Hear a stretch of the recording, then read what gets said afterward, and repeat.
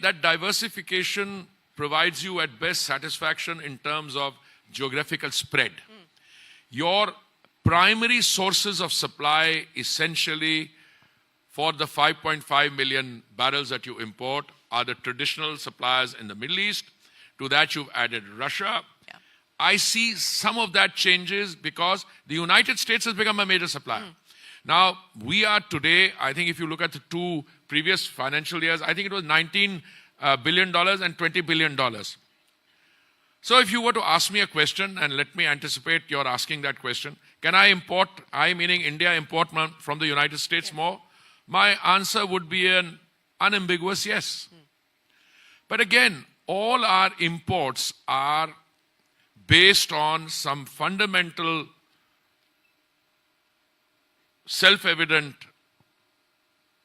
truths. We will import from wherever we can if the price is right. We never imported anything from Russia. I think in February 2022, our imports were only 0.2%. Today, it's gone up. Russia, Iraq went up and down in the last few years. Who was the major supplier?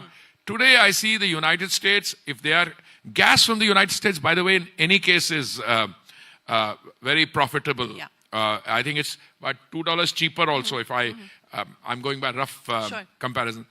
So we are importing $20 billion of energy from the United States. Can we import more? Answer is yes, we can.